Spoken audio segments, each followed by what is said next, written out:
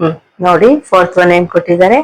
A conical tent is 10 meter high and the radius of its base is 24 meter. Find number one slant height of the tent, number two cost of the canvas required to make the tent. If the cost of canvas is ₹70 ಅಂತ ಕೊಟ್ಟಿದ್ದಾರೆ. ನೋಡಿ ಇಲ್ಲಿ ಒಂದು conical tent ಇದೆ. ನೋಡಿ ಇದ್ರ height ಕೊಟ್ಟಿದ್ದಾರೆ. So H is equals to 10 meter ಅಂತ ಬರೆದಿದ್ದೀನಿ. ಇದನ್ನ ಕೊಟ್ಟಿದ್ದಾರೆ, ಇನ್ನು ರೇಡಿಯಸ್ ಕೊಟ್ಟಿದ್ದಾರೆ. Radius is equals to 24 meter. ಇದು ರೇಡಿಯಸ್ ಆಯ್ತು.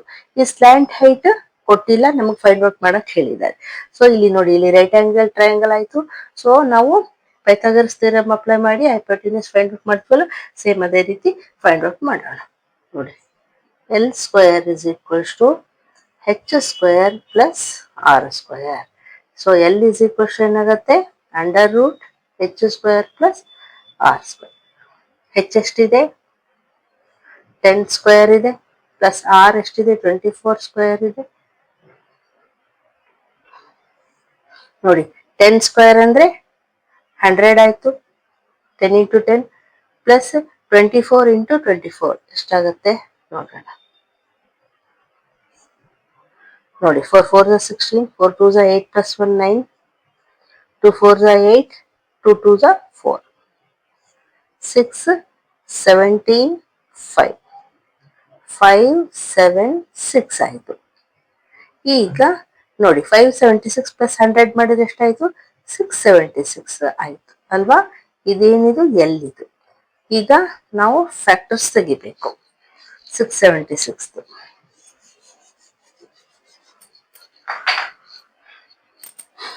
676 ನೋಡಿ 2 3s again 2 3s 2 8s again 2 1s 2 6s 2 9s.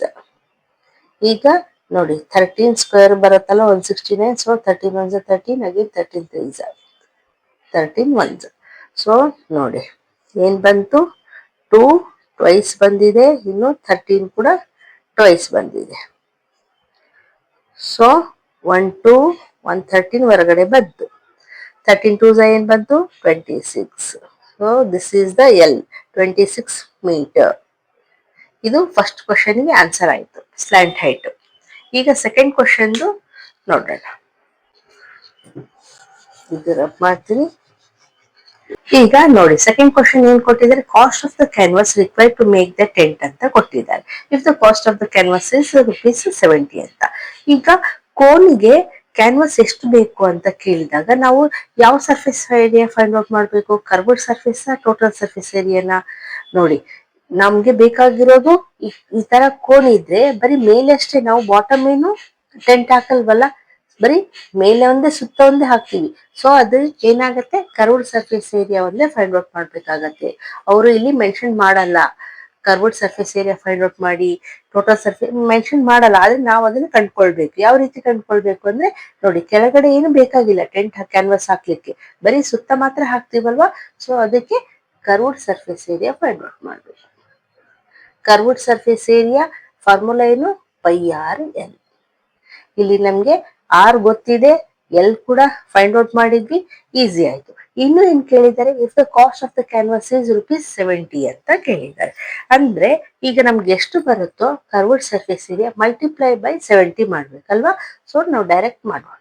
Cost of the canvas is equals to curved surface area into rate.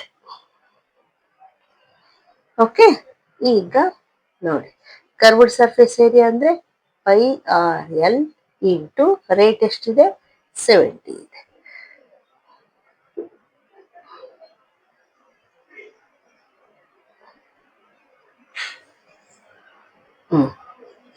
ಈಗ π ಅಂದ್ರೆ 22/7, ರೇಡಿಯಸ್ ಅಂದ್ರೆ ಎಷ್ಟಿದೆ, 24 ಇದೆ. ಎಲ್ ಅಂದ್ರೆ ಈಗ ತಾನೇ ಬಂತು 26 ಅಂತ, ಇಂಟು 70 ಅಲ್ವಾ. ಈಗ ಕ್ಯಾನ್ಸಲೇಷನ್ ಏನೇನು ಹೋಗುತ್ತೆ ನೋಡೋಣ. ನೋಡಿ ಹೋಗುತ್ತೆ ಡೈರೆಕ್ಟ್, 7 1s 7 10s ಅಲ್ವಾ. ಸೊ ಈಗ ಡೈರೆಕ್ಟ್ ಮಲ್ಟಿಪ್ಲೈ ಮಾಡ್ಬೇಕು ಇದಿಷ್ಟು. ಸೊ ನೋಡಿ 22 ಇಂಟು 24 ಇವೆರಡು ಮಾತ್ರ ಮಾಡ್ತಾ ಇದ್ದೀವಿ. 4 2s are 8, again 4 2s are 8.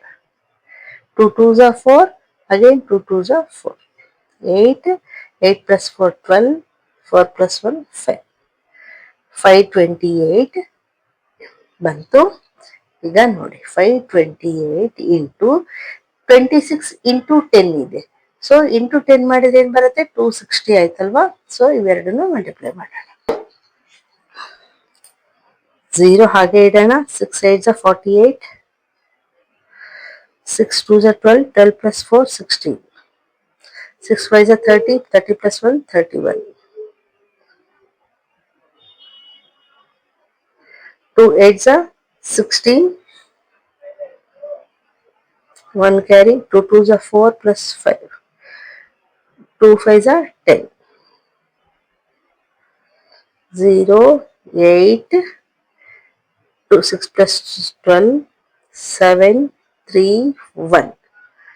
ನೋಡಿ ಇದು ಬಂತು. ಸೊ ನಾವೇನ್ ಹೇಳ್ಬೋದು, ಕಾಸ್ಟ್ ಆಫ್ ದ ಕ್ಯಾನ್ವಾಸ್ ಅಂತ ಬರ್ದಿದೀವಲ್ವಾ, ಇದು ರಬ್ ಮಾಡ್ಲಾ.